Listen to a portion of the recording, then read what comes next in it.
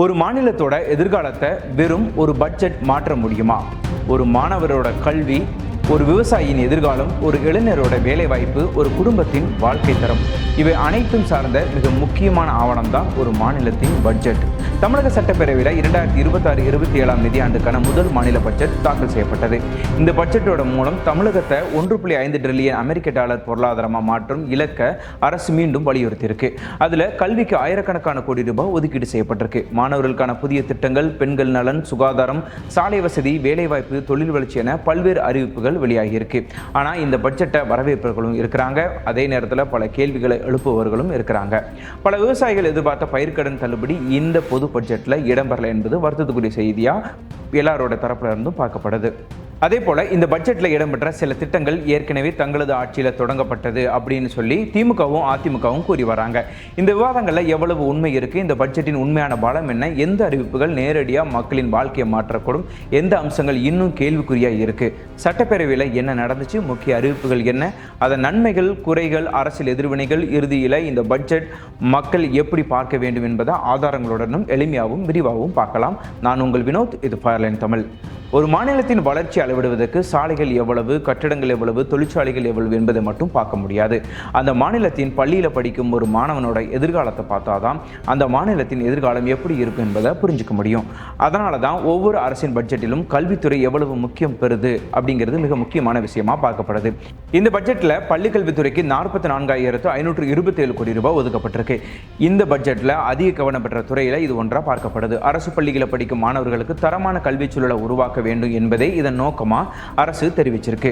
Super clean, super campus, அதாவது ஒரு மாணவன் பள்ளிக்கு வரும்போது அவனுக்கு முதல்ல தேவைப்படுவது நல்ல கட்டமைப்பு, சுத்தமான வகுப்பறை, பாதுகாப்பான பள்ளி வளாகம், தேவையான அடிப்படை வசதி. இதற்காக 10,000 அரசு பள்ளிகளில் சூப்பர் கிளீன், சூப்பர் கேம்பஸ் திட்டம் செயல்படுத்தப்படும் என்று, இதற்காக 139 கோடி ரூபாய் ஒதுக்கீடு செய்யப்படும் என்று அறிவிக்கப்பட்டிருக்கு.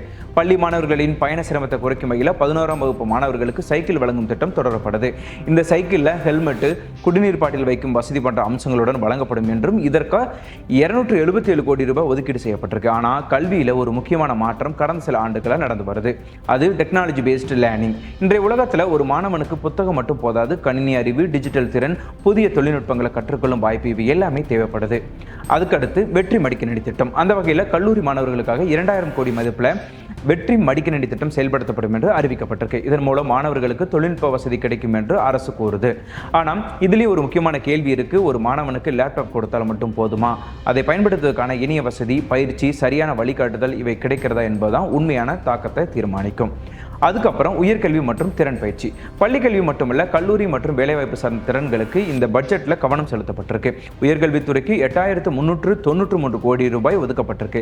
மேலும் 2031 ஆண்டுக்குள்ள பொறியியல் கல்லூரி, பாலிடெக்னிக் கல்லூரி மற்றும் தொழிற்பயிற்சி நிலையங்களில் பயிலும் 5 லட்சம் இளைஞர்களுக்கு செயற்கை நுண்ணறிவு திறன் பயிற்சி வழங்கும் இலக்கு அறிவிக்கப்பட்டிருக்கு. ஏன் ஏஏ அப்படின்னா, இன்றைய வேலை சந்தை வேகமாக மாறி வருது. இன்னும் சில ஆண்டுகளில் புதிய தொழில்நுட்பங்களை புரிந்து கொள்ளும் திறன் கொண்டவர்களுக்கு அதிக வாய்ப்புகள் கிடைக்கும். அதனால ஏஏ திறன் பயிற்சி என்பது எதிர்காலத்தை நோக்கிய ஒரு முதலீடாக பார்க்கப்படுது. இந்த கல்வி அறிவிப்புகளை 2 முக்கியமான விஷயங்கள் தெரியுது. முதலாவது, அரசு பள்ளி கட்டமைப்பு மற்றும் மாணவர் வசதியில் கவனம் செலுத்துது. இரண்டாவது, எதிர்கால வேலைவாய்ப்பை கருத்தில் கொண்டு தொழில்நுட்ப திறன்களை வளர்க்க முயற்சி செய்து. ஆனால் ஒரு கல்வி திட்டத்தோட வெற்றி அதற்கு ஒதுக்கப்படும் பணத்தில் மட்டும் இல்லை, அந்த பணம் சரியான மாணவரை சென்றடைகிறதா, அவர்களின் கல்வி தரம் உயர்கிறதா, வேலைவாய்ப்பு உருவாகிறதா என்பதில் தான் இருக்கிறது. இதே போல தமிழ்நாட்டின் வளர்ச்சியை பற்றி பேசும்போது ஒரு விஷயத்தை மறக்க முடியாது, அது தண்ணீர். ஏன்னா ஒரு விவசாயியின் வாழ்க்கையில் விதை முக்கியம் என்றால் அந்த விதைக்கு உயிர் கொடுப்பது தண்ணீர். மழை சரியாக பெய்யாமல் போனால் ஒரு வருடத்தின் உழைப்பு பாதிக்கப்படும். நதிநீர் கிடைக்கவில்லை என்றால் பல தலைமுறைகளின் விவசாயம் பாதிக்கப்படும். அதனால தான் தமிழ்நாடு பட்ஜெட்டில் நீர்வளம் மற்றும் விவசாயம் எப்போதும் முக்கிய இடம் பெறுது. இந்த பட்ஜெட்டில் நீர்வளத்துறைக்கு 9,264 கோடி ரூபாய் ஒதுக்கப்பட்டிருக்கு. அரசின் முக்கிய நோக்கம் நீரை பாதுகாப்பது, நீர்ப்பாசன வசதிகளை மேம்படுத்துவது, மாநிலத்தின் நீர் உரிமையை பாதுகாப்பது என்று தெரிவிக்கப்பட்டிருக்கு. தமிழ்நாட்டின் விவசாயம் என்றாலே காவிரி டெல்டா பகுதி முக்கியமானது. காவிரி நீர் பிரச்சனை என்பது வெறும் அரசியல் பிரச்சனை மட்டுமில்ல, அது பல லட்சம் விவசாயிகளின் வாழ்வாதாரத்துடன் தொடர்புள்ள இருக்கு. இந்த பட்ஜெட்டிலும் தமிழ்நாட்டின் நதிநீர் உரிமைகளை பாதுகாக்கும் நிலைப்பாடு தொடரும் என்று அரசு தெரிவிச்சிருக்கு. மேகதாட்டு போன்ற தமிழகத்தின் நீர் உரிமையை பாதிக்கும் திட்டங்களுக்கு எதிர்ப்பு தெரிவிக்கப்படும் என்றும் கூறப்பட்டிருக்கு. அடுத்து நதி இணைப்பு திட்டங்கள். ஒரு பகுதியின் தண்ணீர் மற்றொரு பகுதிக்கு செல்ல வேண்டும் என்ற நோக்கத்தில் நதி இணைப்பு திட்டங்கள் பல ஆண்டுகளாக பேசப்பட்டு வருது. இந்த பட்ஜெட்டில் நதி இணைப்பு திட்டங்களுக்கு 200 கோடி ரூபாய் ஒதுக்கப்பட்டிருக்கு. இதில் காவிரி, வைகை, குண்டாறு இணைப்பு திட்டம் மற்றும் இதற்காக 150 கோடி ரூபாய் ஒதுக்கப்பட்டிருக்கு. மேலும் பெண்ணையாறு, செய்யாறு, பெண்ணையாறு பாலாறு, தாமிரபரணி வைப்பாறு ஆகிய திட்டங்களுக்கு விரிவான திட்ட அறிக்கை தயாரிக்க 50 கோடி ரூபாய் ஒதுக்கப்பட்டிருக்கு. அதே போல காவிரி டெல்டா பாதுகாப்பு. காவிரி டெல்டா பகுதி தமிழ்நாட்டின் உணவு பாதுகாப்பில் முக்கிய பங்கு வகிக்குது. அந்த பகுதியில் சுற்றுச்சூழல் பாதுகாப்பு மற்றும் நீண்டகால திட்டமிடலுக்காக 10 கோடி ரூபாய் ஒதுக்கீடு செய்யப்பட்டதாக அறிவிக்கப்பட்டிருக்கு.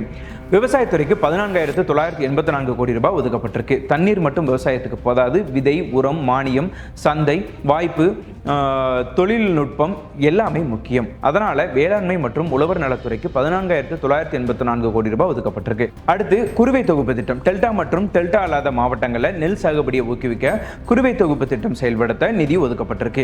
இதன் மூலம் விவசாயிகளுக்கு தேவையான உதவிகள் வழங்கப்படும் என்றும் அரசு தெரிவிச்சிருக்கு. இதே போல கடலை நம்பி வாழும் மீனவர்களுக்கும் பட்ஜெட்ல அறிவிப்பு வந்திருக்கு. மீனவர்களுக்கு வழங்கப்படும் உதவித்தொகை 6,000 இருந்து 7,000 உயர்த்தப்படும் என்று அறிவிக்கப்பட்டிருக்கு. இதன் மூலம் பாரம்பரிய மீனவர்கள் குடும்பங்கள் பயன்பெறும் என்று அரசு தெரிவிச்சிருக்கு. இந்த பட்ஜெட்ல விவசாயம் தொடர்பான முக்கியமான விஷயம் என்ன அப்படின்னா, அரசு 3 விஷயங்களை மையமாக வச்சிருக்கு. முதலாவது தண்ணீர் வளத்தை பாதுகாப்பது, இரண்டாவது நீர்ப்பாசன திட்டங்களை முன்னெடுப்பது, மூன்றாவது விவசாயிகளுக்கு நேரடி உதவிகளை வழங்குவது. ஆனால் விவசாயியின் உண்மையான பிரச்சனை இன்னும் பெரியது. என்ன அப்படின்னா, தண்ணீர் கிடைச்சாலும் விளைபொருளுக்கு சரியான விலை கிடைக்கிறதா, இளைஞர்கள் விவசாயத்தை விட்டு வெளியேறாமல் இருக்க முடியுமா, விவசாய வருமானம் உயருமா என்பதுதான் மிகப்பெரிய கேள்வியாக இருக்கு. ஒரு பட்ஜெட்ல தண்ணீருக்கு பணம் ஒதுக்குவது முக்கியம். ஆனால் அந்த தண்ணீர் கடைசி விவசாயியின் வயலை சென்றடையும் போதுதான் அதன் உண்மையான வெற்றி தெரியும் என்பது மறுப்பதற்கு இல்லை. அடுத்து, ஒரு மாநிலத்தோட வளர்ச்சி என்பது சென்னையின் உயரமான கட்டடங்கள்லையும் பெரிய தொழிற்சாலைகளும் மட்டுமே தெரியாது. ஒரு கிராமத்தில் இருக்கும் ஒரு குடும்பத்தின் வாழ்க்கை எப்படி மாறுகிறது என்பதில் தான் உண்மையான வளர்ச்சி தெரியும். ஒரு குடும்பத்திற்கு சொந்த வீடு இருக்கிறதா, நிலையான வருமானம் இருக்கிறதா, பெண்களுக்கு பொருளாதார சுதந்திரம் இருக்கிறதா, அடிப்படை வசதிகள் கிடைக்கிறதா என்பதுதான் ஒரு அரசின் சமூக வளர்ச்சிக்கான முக்கியமான அளவுகோல். இந்த அடிப்படையில் 2026-27 தமிழ்நாடு பட்ஜெட்டில் கிராம வளர்ச்சி, வீட்டு வசதி, பெண்கள் முன்னேற்றம் ஆகியவற்றுக்கு முக்கியத்துவம் கொடுக்கப்பட்டிருக்கு. ஊரக வளர்ச்சிக்கு 39,609 கோடி ரூபாய் ஒதுக்கப்பட்டிருக்கு. கிராமங்கள் தான் தமிழ்நாட்டின் அடிப்படை. சாலை, குடிநீர், வேலைவாய்ப்பு, உள்ளாட்சி வசதி இவை அனைத்தும் சரியாக இருந்தால்தான் கிராம மக்கள் வாழ்க்கை மேம்படும். இந்த பட்ஜெட்ல ஊரக வளர்ச்சி மற்றும் ஊராட்சி துறைக்கு 39,609 கோடி ரூபாய் ஒதுக்கப்பட்டிருக்கு. அடுத்து வெற்றி 150 திட்டம். கிராமப்புறங்களில் வேலைவாய்ப்பை உருவாக்கும் நோக்கில் கிராம வேலை உறுதி மற்றும் வாழ்வாதார திட்டத்தின் கீழே வெற்றி 150 திட்டம் அறிமுகப்படுத்தப்பட்டிருக்கு. இதன் மூலம் 125 நாட்கள் வேலையை முடித்த குடும்பங்களுக்கு கூடுதலாக 25 நாட்கள் வேலையை வழங்கி மொத்தம் 150 நாட்கள் வேலை வாய்ப்பு உறுதி செய்யப்படும் என்று அறிவிக்கப்பட்டிருக்கு. இதற்காக ஆண்டுதோறும் 100 கோடி ரூபாய் நிதி ஒதுக்கீடு செய்யப்படும் என்றும் அறிவிக்கப்பட்டிருக்கு. இதன் பின்னணி என்ன அப்படின்னு பார்த்தீங்கன்னா, கிராமப்புறங்களில் பல குடும்பங்களுக்கு விவசாயம் மட்டும் நிரந்தர வருமானம் தருவது கிடையாது. மழை குறைவு, வேலை வாய்ப்பு இல்லாமை, பருவகால சிரமங்கள் போன்ற காரணங்களால் கூடுதல் வேலை தேவைப்படுது. அந்த இடத்துல வேலை உறுதி திட்டங்கள் முக்கிய பங்கு வகிப்பதா சொல்லப்படுது. ஆனால் வேலை நாட்கள் அதிகரிப்பது மட்டுமல்ல, அந்த வேலை கிராமத்தின் நீண்டகால வளர்ச்சிக்கு பயன்படுகிறதா என்பதும் முக்கியமாக பார்க்கப்படுகிறது. அதுபோல முக்கியமான ஒன்று வெற்றி வீடு திட்டம். ஒரு மனிதனின் அடிப்படை கனவுல ஒன்று சொந்த வீடு. அந்த கனவை மையமாக வைத்து புதிய மாநில வீட்டு வசதி திட்டமா வெற்றி வீடு திட்டம் அறிவிக்கப்பட்டிருக்கு. இந்த திட்டத்தில் வீட்டு அழகு தொகை 3 லட்சத்துல இருந்து 5 லட்சமா உயர்த்தப்பட்டிருக்கு. முதல் ஆண்டிலேயே 70,000 வீடுகளுக்கு ஒப்புதல் அளிக்கப்படும் என்றும், இந்த திட்டம் 3,500 கோடி ரூபாய் மதிப்பீட்டில் செயல்படுத்தப்படும் என்றும் அறிவிக்கப்பட்டிருக்கு. ஒரு வீட்டோட மதிப்பு என்ன? ஒரு வீடு என்பது வெறும் சுவர், கூரை கிடையாது. அது ஒரு குடும்பத்தின் பாதுகாப்பு, குழந்தைகளின் எதிர்காலம், சமூகத்தின் ஒரு நிலை. அதனால வீட்டு வசதி திட்டங்கள் நேரடியாக மக்களின் வாழ்க்கையை தொடும் திட்டங்களாக பார்க்கப்படுது. அடுத்ததாக பார்த்தா பெண்கள் முன்னேற்றம். இதுல சிங்க பெண்கள் வலிமைப்படுத்தும் திட்டம் தமிழ்நாட்டில் பல ஆண்டுகளாக பெண்கள் சுய உதவி குழுக்கள் கிராம பொருளாதாரத்தில் முக்கிய பங்கு வகித்து வருது. சிறு சேமிப்பில் தொடங்கி இன்று பல குழுக்கள் இன்று சிறு தொழில் நிறுவனங்களாக வளர்ந்திருக்கு. இந்த நிலையில மகளிர் சுய உதவி குழுக்களை குறுந்தொழில் நிறுவனங்களாக மாற்றும் நோக்கத்தில் சிங்கப்பெண்கள் வலிமைப்படுத்தும் திட்டம் அறிமுகப்படுத்தப்பட்டிருக்கு. இந்த ஆண்டுல 38,000 கோடி கடன் வழங்க இலக்கு நிர்ணயிக்கப்பட்டதாக கூறப்படுது. மேலும் தொழில் முனைவர் திறனை வெளிப்படுத்தும் சுய உதவி குழு நிறுவனங்களுக்கு 5 லட்சம் ரூபாய் முதலீட்டு மானியம் வழங்கப்படும் என்றும் அறிவிக்கப்பட்டிருக்கு. இதன் முக்கியத்துவம் என்ன அப்படின்னு பார்த்தா, ஒரு பெண்ணின் கையில வருமானம் வரும்போது அது ஒரு குடும்பத்தின் வாழ்க்கையை மாற்றும். குழந்தைகளின் கல்வி, குடும்பத்தின் தேவைகள், சிறு தொழில் வளர்ச்சி எல்லாவற்றிலும் அதன் தாக்கம் இருக்கும் என்று கூறப்படுது. ஆனால் கடன் வழங்குவது மட்டும் போதாது. அந்த தொழில் வெற்றியடைய சந்தை வாய்ப்பு, பயிற்சி, விற்பனை வசதி இவையும் தேவையா இருக்கு. இப்போ இந்த பகுதியை பார்த்தா, இந்த பட்ஜெட் கிராமம் மற்றும் குடும்பத்தை மையமாக வைத்து சில முக்கிய அறிவிப்புகளை வெளியிடப்பட்டிருக்கு. வேலை நாட்கள் அதிகரிப்பு, வீட்டு உதவி தொகை உயர்வு, பெண்கள் தொழில் முனைவுக்கு கடன் மற்றும் மானியம் இவை அனைத்துமே நேரடியாக மக்களின் வாழ்க்கையை தரும் திட்டங்களாக இருக்குது. ஆனால் ஒரு திட்டத்தின் உண்மையான வெற்றி அறிவிக்கப்பட்ட நாளில் கிடையாது. அது ஒரு கிராம குடும்பத்தின் வாழ்க்கையில் எப்போது மாற்றமாக தெரிகிறது என்பதில் தான் இருக்குது. அடுத்து முக்கியமாக ஒரு மாநிலத்தின் வளர்ச்சியை பார்க்கும்போது கிராமங்களின் முன்னேற்றம் எவ்வளவு முக்கியமோ அதே அளவுக்கு நகரங்களின் வளர்ச்சியும் முக்கியம். ஏன்னா நகரங்கள் தான் தொழில்களின் மையம், வேலைவாய்ப்புகளின் மையம், மக்களின் தினசரி பயணத்தின் மையமாக இருக்குது. ஆனால் ஒரு நகரம் வளரும்போது புதிய சவால்களும் உருவாகுது. போக்குவரத்து நெரிசல், குடிநீர் தேவை, கழிவுநீர் பிரச்சனை, சாலை வசதி இவற்றை சரியாக கையாளவில்லை அப்படின்னா வளர்ந்து வரும் நகரமே மக்களுக்கு சுமையாக மாறிடும். இந்த பிரச்சனைகளை சமாளிக்க 2026-27 பட்ஜெட்டில் நகர வளர்ச்சி மற்றும் போக்குவரத்து துறைக்கு முக்கியத்துவம் கொடுக்கப்பட்டிருக்கு. நகராட்சி நிர்வாகம் மற்றும் குடிநீர் வழங்கல் துறைக்கு 29,863 கோடி ரூபாய் ஒதுக்கீடு செய்யப்பட்டிருக்கு. ஒரு நகரத்தின் அடிப்படை தேவையில முக்கியமானது குடிநீர். அதோடு சாலைகள், கழிவுநீர் மேலாண்மை, நகர தூய்மை, உள்ளாட்சி கட்டமைப்பு ஆகியவையும் முக்கிய பங்கு வகிக்குது. இதற்காக நகராட்சி நிர்வாகம் மற்றும் குடிநீர் வழங்கல் துறைக்கு 29,863 கோடி ரூபாய் ஒதுக்கப்பட்டிருக்கு. சென்னை நகரத்தின் மாற்றம் சென்னை தமிழ்நாட்டின் தலைநகரம் மட்டுமல்ல, தொழில், கல்வி, வேலைவாய்ப்பு என பல லட்சம் மக்களின் வாழ்க்கையை தாங்கும் நகரமாக இருக்கு. ஆனால் சென்னை எதிர்கொள்ளும் முக்கிய பிரச்சனையில் ஒன்று நீர்நிலைகள் மற்றும் ஆறுகளோட நிலை. அதில் கூவம், அடையாறு மறுசீரமைப்பு குறித்து முக்கியத்துவம் வழங்கப்பட்டிருக்கு. சென்னையின் கூவம் மற்றும் அடையாறு ஆறுகளை உலக தரத்தில் மறுசீரமைக்கும் திட்டமும் அறிவிக்கப்பட்டிருக்கு. இதற்காக விரிவான சாத்தியக்கூறு ஆய்வு மற்றும் திட்ட அறிக்கை தயாரிக்கப்படும் என்றும் கூறப்பட்டிருக்கு. அதுக்கப்புறம் நதிக்கரை, நடைபாதை, பொழுதுபோக்கு வசதி, படகு சவாரி போன்ற வசதிகள் உருவாக்கப்படும் என்றும் தெரிவிக்கப்பட்டிருக்கு. இதில் வரக்கூடிய கேள்வி அப்படின்னா, சென்னையின் நதிகள் பல ஆண்டுகளாக பேசப்படும் பிரச்சனையாக இருக்கு. பல திட்டங்கள் முன்பு அறிவிக்கப்பட்டிருக்கு. இந்த முறை திட்டம் அறிவிப்பை தாண்டி நடைமுறைக்கு வருமா என்பதுதான் முக்கியமான எதிர்பார்ப்புல இருக்கு. இதே போல சாலை கட்டமைப்பு. ஒரு சாலை என்பது வெறும் பயணத்துக்கான வழி மட்டும் இல்லை, அது ஒரு விவசாயியின் பொருளை சந்தைக்கு கொண்டு செல்லும் பாதை, ஒரு தொழிற்சாலையின் வளர்ச்சிக்கு தேவையான இணைப்பு, ஒரு மாணவனின் தினசரி பயணம், ஒரு அவசர நோயாளியின் உயிரை காப்பாற்றும் வழி. அதனால் சாலை கட்டமைப்பு ஒரு மாநிலத்தின் பொருளாதார வளர்ச்சியுடன் நேரடியாக தொடர்பில் இருக்குது. இந்த பட்ஜெட்டில் ஒருங்கிணைந்த சாலை உட்கட்டமைப்பு மேம்பாட்டு திட்டத்திற்காக 9,300 கோடி ரூபாய் ஒதுக்கப்பட்டிருக்கு.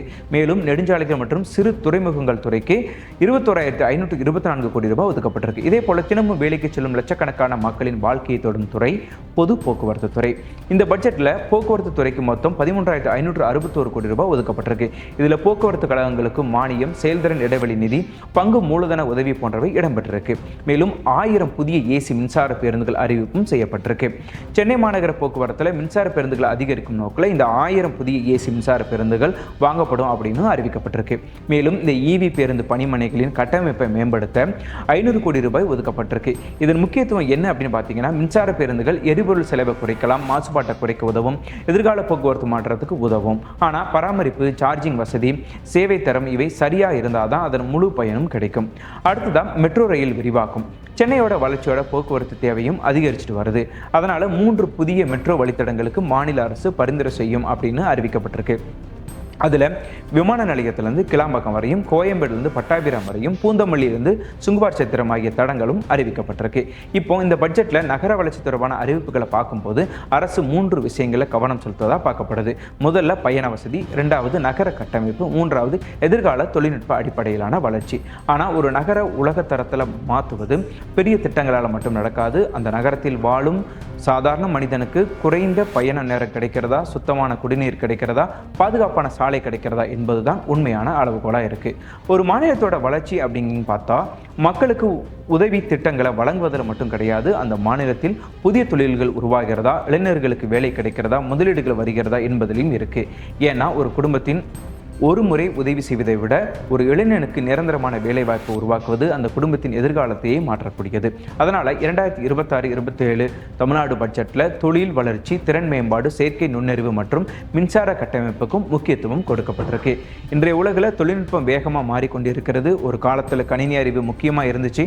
இப்போ ஆர்டிஃபிஷியல் இன்டெலிஜென்ஸ் எனப்படும் ஏஐ தொழில்நுட்பம் கல்வி முதல் மருத்துவம் வரை, விவசாயம் முதல் நிர்வாகம் வரை பல துறைகளை தாக்கத்தை ஏற்படுத்தி வருது. இந்த பட்ஜெட்டில் தமிழ்நாடு செயற்கை நுண்ணறிவு அமைப்பு மூலம் சுகாதாரம், விவசாயம், கல்வி, குடிமக்கள் சேவை, நகர்ப்புற நிர்வாகம், சமூக நல நிர்வாகம் போன்ற துறையில் ஏஐ சார்ந்த முயற்சிகள் மேற்கொள்ளப்படும் என்றும் அறிவிக்கப்பட்டிருக்கு. மேலும் செயற்கை நுண்ணறிவு, தகவல் தொழில்நுட்பம் மற்றும் டிஜிட்டல் சேவைகள் துறைக்கு 398 கோடி ரூபாய் ஒதுக்கப்பட்டிருக்கு. இதன் முக்கியத்துவம் என்ன அப்படின்னு பார்த்தா, ஏஐ என்பது வெறும் தொழில்நுட்பம் மட்டும் கிடையாது. சரியாக பயன்படுத்தினா ஒரு அரசு சேவையை வேகமாக்கலாம், மருத்துவத்தில் நோய்களை கண்டறிவதை மேம்படுத்தலாம், விவசாயத்தில் தகவல் அடிப்படையிலான முடிவுகளை எடுக்க உதவும். ஆனால் ஏஐ வளர்ச்சியுடன் புதிய திறன்கள் கொண்ட மனித வளமும் தேவை அப்படின்னு பார்க்கப்படுது. அதனால பயிற்சி மிக முக்கியமாகவும் பார்க்கப்படுது. அடுத்து தொழில் மற்றும் திறன் மேம்பாடு. இதில் இன்றைய இளைஞர்களுக்கு மிகப்பெரிய கேள்வி என்ன அப்படின்னா, படிப்பு முடித்த பிறகு வேலை கிடைக்குமா என்பதுதான். அதனால கல்வியுடன் சேர்த்து தொழில் சார்ந்த திறன்களை வளர்ப்பதும் முக்கியமாக பார்க்கப்படுது. இந்த பட்ஜெட்டில் தொழிலாளர் நலன் மற்றும் திறன் மேம்பாட்டு துறைக்கு 2022 கோடி ரூபாய் ஒதுக்கப்பட்டிருக்கு. மேலும் 5 புதிய தொழில் பயிற்சி நிறுவனங்கள் அமைக்க 90 கோடி ரூபாய் ஒதுக்கீடு செய்யப்பட்டிருக்கு. அந்த வகையில் புதிய தலைமுறை வேலைவாய்ப்புகளை கருத்தில் கொண்டு 2031ஆம் ஆண்டுக்குள் பொறியியல் கல்லூரி, பாலிடெக்னிக் கல்லூரிகள், தொழில் பயிற்சி நிலையங்களில் படிக்கும் 5 லட்சம் இளைஞர்களுக்கு ஏஐ திறன் பயிற்சி வழங்கும் இலக்கு அறிவிக்கப்பட்டிருக்கு. அடுத்து மிக முக்கியமாக மின்சார கட்டமைப்பு. ஒரு மாநிலத்தின் தொழில் வளர்ச்சிக்கு மின்சாரம் மிக முக்கியமான அடிப்படையில் இருக்கு. தொழிற்சாலைகள் இயங்க வேண்டும், மின்சார வாகனங்கள் வளர வேண்டும், புதிய தொழில்நுட்பங்கள் பயன்பாட்டுக்கு வரணும். இதற்கெல்லாம் வலுவான மின் கட்டமைப்பு தேவையா இருக்கு. இந்த பட்ஜெட்ல எரிசக்தி துறைக்கு 15,828 கோடி ரூபாய் ஒதுக்கப்பட்டிருக்கு. இதுல முக்கிய அறிவிப்பு பார்த்தா, கோயம்புத்தூர் அரியலூர் 765 kV மின் பகிர்மான பாதை திட்டம் 4000 கோடி ரூபாய் செலவில் செயல்படுத்தப்படும் அப்படின்னு அறிவிக்கப்பட்டிருக்கு. மேலும் பசுமை எரிசக்தி வழித்தடம், புதிய துணைமின் நிலையங்கள், பழைய மின்மாற்றிகளை மாற்றுதல் போன்ற திட்டங்களும் அறிவிக்கப்பட்டிருக்கு. இதே வகையில் அடுத்து சூரிய மின் திட்டம். இன்றைய காலத்தில் மின்சார செலவை குறைப்பதற்கு, பசுமை எரிசக்தியை அதிகரிப்பதற்கும் சூரிய மின் திட்டம் முக்கிய பங்கு வகிக்குது. அதனால வீட்டுக்குறி சூரிய மின்மானிய திட்டம் அறிமுகப்படுத்தப்பட்டிருக்கு. இதற்காக 50 கோடி ரூபாய் ஒதுக்கப்பட்டிருக்கு. இதன் மூலம் சூரிய மின்பலகை அமைக்க 1 லட்சம் வரை மானியம் வழங்கப்படும் என்றும் அறிவிக்கப்பட்டிருக்கு. அதே போல மின்சார வாகனங்கள். எதிர்கால போக்குவரத்தில் மின்சார வாகனங்கள் முக்கிய இடம் பெறுது. அதற்காக 5 ஆண்டுகளில் 20,000 பொது EV சார்ஜிங் நிலையங்கள் அமைக்கும் திட்டம் அறிவிக்கப்பட்டிருக்கு. இதற்காக 50 கோடி ரூபாய் ஒதுக்கீடும் செய்யப்பட்டிருக்கு. இப்போ இந்த பகுதியை பார்க்கும்போது இந்த பட்ஜெட் 2 விஷயங்களை நோக்கி செல்லுது. முதலாவது இன்றைய பிரச்சனைகளுக்கு தீர்வு காண்பது. இரண்டாவது என்ன அப்படின்னா, எதிர்கால தமிழ்நாட்டை தொழில்நுட்ப அடிப்படையில் உருவாக்குது. இப்படி ஏஐ, EV, பசுமை எரிசக்தி, திறன் பயிற்சி போன்றவை நீண்ட கால முதலீடுகளாக இருக்கு. ஆனால் ஒரு முக்கியமான கேள்வி இருக்கு. என்ன அப்படின்னா, இந்த திட்டங்கள் உண்மையில் எத்தனை புதிய வேலைவாய்ப்புகளை உருவாக்கும்? பயிற்சி பெறும் இளைஞர்கள் வேலை பெறுகிறார்களா? முதலீடுகள் தரமான வேலைகளாக மாறுதா என்பதுதான் இதன் வெற்றியை தீர்மானிக்கும். அடுத்ததா முக்கியமான ஒரு விஷயம் என்னன்னா, மக்களின் உயிர் பாதுகாப்பு. அதாவது சுகாதாரத்துறைக்கு பட்ஜெட் என்ன சொல்லுது அப்படிங்கிறதையும் நாம பார்க்க வேண்டியிருக்கு. ஒரு அரசின் வளர்ச்சியை அளவிடும் போது சாலை, தொழில், கட்டடங்கள் மட்டும் போதாது. ஒரு ஏழை குடும்பம் நோய்வாய்ப்பட்டா அவர்களுக்கு தரமான சிகிச்சை குறைந்த செலவுல கிடைக்குதா என்பதும் முக்கியம். அதனால சுகாதாரம் என்பது ஒரு அரசின் மிகப்பெரிய முக்கியமான பொறுப்பு. இந்த பட்ஜெட்ல சுகாதாரத்துறைக்கு முக்கியத்துவம் அளிக்கப்பட்டிருக்கு. மருத்துவ கட்டமைப்பு மேம்பாடு, அரசு மருத்துவமனைகள் வலுப்படுத்துதல், மக்கள் நல மருத்துவ சேவைகள் போன்றவை நிதி ஒதுக்கப்பட்டிருக்கு. மேலும் ஏஐ தொழில்நுட்பத்தை பயன்படுத்தி சுகாதார சேவைகளை மேம்படுத்தும் முயற்சிகளும் அறிவிக்கப்பட்டிருக்கு. அரசு ஊழியர்களுக்கான புதிய மருத்துவ காப்பீடு திட்டத்தில் அடிப்படை காப்பீட்டு தொகையா 5 லட்சத்திலிருந்து 7.5 லட்சம் உயர்வு, குறிப்பிட்ட நோய்களுக்கு 12 லட்சம் வரையும், அரிய நோய்களுக்கு 15 லட்சம் வரையும் உதவி வழங்கப்படும் என்று அறிவிக்கப்பட்டிருக்கு. இதற்காக 838 கோடி ரூபாய் நிதி ஒதுக்கப்பட்டிருக்கு. சுகாதாரத்தில் பெரிய சவால் என்ன அப்படின்னா, புதிய கட்டிடங்கள் கட்டுவது மட்டும் கிடையாது. அதுல போதுமான மருத்துவர்கள் இருக்காங்களா, மருந்துகள் கிடைக்கிறதா, கிராமப்புற மக்களுக்கும் தரமான சிகிச்சை கிடைக்கிறதா என்பதுதான். ஒரு நல்ல சுகாதார அமைப்பு என்பது நோய் வந்த பிறகு சிகிச்சை அளிப்பது மட்டும் கிடையாது, நோய் வராமல் தடுப்பதிலும் இருக்குது. அரசு எப்படி செயல்படுத்த போகுது என்பதையும் நாம பொறுத்திருந்து பார்க்கணும். இப்போ தமிழ்நாடு பட்ஜெட் 2026-27 வளர்ச்சிக்கான பாதையா, அறிவிப்புகளுக்கும் செயல்பாட்டுக்கும் இடையே உள்ள உண்மை என்னவா இருக்கு அப்படிங்கிறதையும் நம்ம விரிவாக பார்க்கலாம். ஒரு அரசின் பட்ஜெட் என்பது வெறும் எண்களின் தொகுப்பு கிடையாது. அது ஒரு அரசின் முன்னுரிமைகளை காட்டும் ஆவணமாக இருக்கு. ஒரு அரசு எந்த துறைக்கு அதிக முக்கியத்துவம் கொடுக்கிறது, எந்த பிரச்சனைகளுக்கு தீர்வு காண முயற்சி செய்கிறது, எதிர்காலத்தை எப்படி பார்க்கிறது என்பதையும் புரிந்து கொள்ள உதவும் ஒரு முக்கியமான ஆவணமாக இருக்கு. 2026-27 தமிழ்நாடு பட்ஜெட்டில் கல்வி முதல் தொழில்நுட்பம் வரை, விவசாயம் முதல் நகர வளர்ச்சி வரை பல துறைகளில் பெரிய அறிவிப்புகள் வெளியிடப்பட்டிருக்கு. ஆனால் இப்போது மிக முக்கியமான கேள்வி, இந்த அறிவிப்புகள் மக்களின் வாழ்க்கையில் உண்மையான மாற்றமாக மாறுமா அப்படின்னு தான். இந்த பட்ஜெட்டின் முக்கிய பலன் என்ன? எதிர்கால தலைமுறையை நோக்கிய கவனம், கல்வித்துறைக்கு பெரிய அளவில் நிதி ஒதுக்கீடு, மாணவர்களுக்கு தொழில்நுட்ப வசதிகள், ஏஐ திறன் பயிற்சி என்று இளைஞர்களை எதிர்கால வேலை சந்திக்க தயார்படுத்தும் முயற்சிகள் இடம்பெற்றிருக்கு. ஒரு மாநிலத்தின் மிகப்பெரிய முதலீடு அதன் மனித வளத்தில் செய்யப்படும் முதலீடு தான். இரண்டாவது, தண்ணீர் மற்றும் விவசாயத்துக்கு முக்கியத்துவம் தமிழ்நாட்டின் மிகப்பெரிய சவாலில் ஒன்று. தண்ணீர், நீர்வளம், நதி இணைப்பு, வேளாண்மை, குருவி சாகுபடி போன்ற திட்டங்கள் மூலம் விவசாயத்தை வலுப்படுத்த முயற்சி செய்யப்பட்டதாக பார்க்கப்படுது. ஆனால் அறிவிப்பு மட்டும் போதாது. கடைசி விவசாயியின் வயலுக்கு தண்ணீர் சென்று சேர்கிறதா? அவருக்கு சரியான வருமானம் கிடைக்கிறதா என்பதே உண்மையான அளவுகோலாக இருக்கு. மூன்றாவது, குடும்ப பொருளாதாரத்தை தொடும் திட்டங்கள். வீடு, வேலை, பெண்களின் வருமானம், கிராம வேலைவாய்ப்பு இவை அனைத்துமே ஒரு குடும்பத்தோட அடிப்படை தேவை. அந்த வகையில் வெற்றி வீடு திட்டம், வெற்றி 150 திட்டம், சிங்கப்பெண்கள் திட்டம் போன்றவை நேரடியாக மக்களின் வாழ்க்கையை தொடும் திட்டங்களாக பார்க்கப்படுது.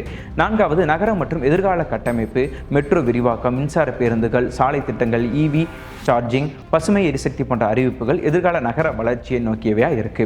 ஆனால் நகர வளர்ச்சி என்பது கட்டிடங்கள் மட்டுமில்லை, மக்களின் பயண நேரம் குறைகிறதா, வாழ்க்கை தரம் உயர்கிறதா என்பதும் முக்கியமாக பார்க்கப்படுது. இப்போ எழக்கூடிய முக்கியமான கேள்வி என்ன அப்படின்னா, நிதி சவால் பெரிய திட்டங்கள் அறிவிக்கப்பட்டிருக்கு. ஆனால் இந்த திட்டங்களுக்கு தேவையான நிதி எப்படி திரட்டப்படும், வருவாய் அதிகரிப்பு எப்படி இருக்கும், கடன் சுமை எப்படி நிர்வகிக்கப்படும் என்பது தொடர்ந்து கவனிக்கப்பட வேண்டிய விஷயமா இருக்கு. அறிவிப்பு விச செயல்பாடு அப்படின்னு பார்த்தீங்கன்னா, ஒரு பட்ஜெட்டின் உண்மையான வெற்றி பட்ஜெட் உரை முடிந்த நாளில் தெரியாது. அது ஒரு மாணவனுக்கு கிடைக்கும் வாய்ப்பில், ஒரு விவசாயியின் வயலில், ஒரு குடும்பத்தின் வீட்டில், ஒரு இளைஞரின் வேலை வாய்ப்பில் தெரிய வேண்டும் என்பது தான் முக்கியமாக இருக்கு. இந்த பட்ஜெட்டில் அரசியல் பார்வை எப்படி இருக்கணும் நாம பார்க்கலாம். ஆளும் தரப்பு பார்வை எடுத்துக்கிட்டால் அரசின் தரப்பில் இந்த பட்ஜெட் மக்கள் நலன் மற்றும் வளர்ச்சியை இணைக்கும் பட்ஜெட் என்றும், வெற்றி தமிழகம் என்ற தொலைநோக்கு திட்டத்தின் மூலம் நீண்டகால வளர்ச்சியை உருவாக்கும் என்றும் கூறப்படுது. எதிர்க்கட்சிகளோட பார்வை உள்ளிட்ட மற்ற கட்சிகள் என்ன சொல்றாங்க அப்படின்னா, அந்த வகையில் 2500 ரூபாய் மகளிர் உரிமை தொகை, வேலையில்லா இளைஞர்களுக்கு 4000 ரூபாய், ஆண்டுக்கு 6 இலவச சிலிண்டர், முழு பயிர்க்கடன் தள்ளுபடி என முக்கிய வாக்குறுதிகள் எதை பற்றியும் மூச்சை விடாத பட்ஜெட் அப்படின்னு திமுக தலைவர் மு க ஸ்டாலின் விமர்சனம் செஞ்சிருக்காரு. மாற்றம் என கூறும் தாவேக அரசு திராவிட மாடல் கொண்டு வந்த திட்டங்களுக்கு பெயர் மாற்றம் செய்துள்ளது என்று பட்ஜெட் தாக்கல் குறித்து சட்டமன்ற எதிர்க்கட்சி தலைவர் உதயநிதி ஸ்டாலின் விமர்சனம் செஞ்சிருக்காரு. தாவேக தேர்தல் நேரத்தில் கொடுத்த வாக்குறுதிகள் எதையுமே நிறைவேற்றப்படலை. ஏற்கனவே உள்ள திட்டங்கள் பெயர் மாற்றி ஸ்டிக்கர் ஒட்டி புதிய திட்டமா பட்ஜெட்ல தாவேக அரசு அறிவித்திருக்கு அப்படின்னு அதிமுக பொதுச் செயலாளர் எடப்பாடி பழனிசாமி விமர்சனம் செஞ்சிருக்காரு. விவசாய கடன் முழுமையா தள்ளுபடி செய்யப்படும் என்ற அறிவிப்பு பட்ஜெட்ல இல்லாதது ஏமாற்றம் என்றும், தாவேக அரசு பட்ஜெட்ல வாசித்த திட்டங்கள் சொல்லாக இல்லாமல் செயலாக மாற்ற வேண்டும் என்பது மக்களோட கோரிக்கை இருக்கு என்று தேமுதிக பொதுச் செயலாளர் பிரேமலதா விஜயகாந்த் தெரிவிச்சிருக்காரு. தாய்மாமன் சீர், அண்ணன் சீர் திட்டங்கள், முதியோர் நலத்திட்டங்களை வரவேற்கிறோம். விவசாயிகளுக்கு என குறிப்பாக திட்டங்கள் அறிவிக்கப்படாது ஏமாற்றம் அளிக்குது. விவசாயிகளின் கூட்டுறவு கடன்களை முழுமையாக தள்ளுபடி செய்வோம் என அறிவிப்பார்கள் என எதிர்பார்த்தோம். ஆனால் அதை அறிவிக்காதது மிகப்பெரிய ஏமாற்றம் என்று பாமக சட்டமன்ற உறுப்பினர் சௌமியா அன்புமணி தெரிவிச்சிருக்காங்க. தமிழ்நாட்டின் வறுமையை ஒழிச்சு $1.5 டிரில்லியன் பொருளாதார இலக்கை அடைவதற்கான தெளிவான திசையை இந்த தமிழ்நாடு அறிமுக பட்ஜெட் காட்டுகிறது என்று தமிழ்நாடு காங்கிரஸ் தலைவர் மாணிக்கம் தாகூர் தெரிவிச்சிருக்காரு. கலைஞர் கனவு திட்டம் தற்போது பெயர் மாற்றப்பட்டு நிதி உதவியும் 5 லட்சமாக உயர்த்தப்பட்டிருப்பது பாராட்டுக்கு உரியது என்றும் விசிக தலைவர் தொல் திருமாவளவன் தெரிவிச்சிருக்காரு. மேலும் சமூக நீதித்துறைக்கு கூடுதல் நிதி ஒதுக்கப்பட்டுள்ளது மகிழ்ச்சி அளிப்பதாகவும் அவர் கூறியிருக்காரு.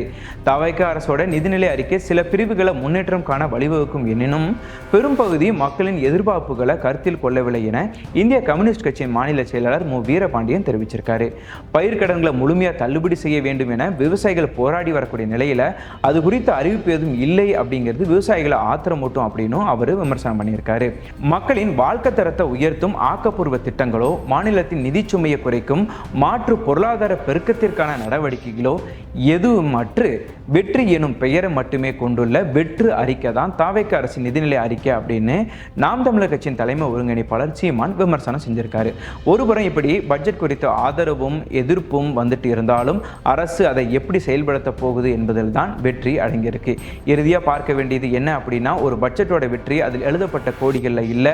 அந்த கோடிகள் ஒரு மாணவனின் கனவை நிறைவேற்றுகிறதா, விவசாயியின் நம்பிக்கையை காப்பாற்றுகிறதா, ஒரு பெண்ணை தொழில் முனைவோராக மாற்றுகிறதா, ஒரு இளைஞனுக்கு வேலை வாய்ப்பை உருவாக்குகிறதா என்பதில் தான் இருக்கிறது. 2026-27 தமிழ்நாடு பட்ஜெட் பல துறைகளில் பெரிய இலக்குகளை முன் வச்சிருக்கு. ஆனால் அடுத்த கட்டம் தான் மிக முக்கியம். அறிவிப்புகள் எவ்வளவு பெரியது என்பது மட்டுமல்ல, அதை செயல்படுத்தும் திறன் தான் ஒரு அரசின் உண்மையான சோதனை. இதுதான் இந்த பட்ஜெட்டோட முழு கதையாக இருக்கு. காகிதத்தில் இருக்கும் எண்ணிக்கைகள் மக்களின் வாழ்க்கையில் மாற்றமாக மாறும்போது தான் ஒரு பட்ஜெட் வெற்றி பெறுது. இந்த பட்ஜெட் யாருக்கு சாதகம் பாதகம் உள்ளிட்ட உங்களுக்கு தோன்றக்கூடிய கருத்துக்களை கமெண்ட்ல பதிவிடுங்க. நான் உங்கள் வினோத். இது பார்லைன் தமிழ். மீண்டும் நல்ல செய்தியில் சந்திக்கலாம். நன்றி, வணக்கம்.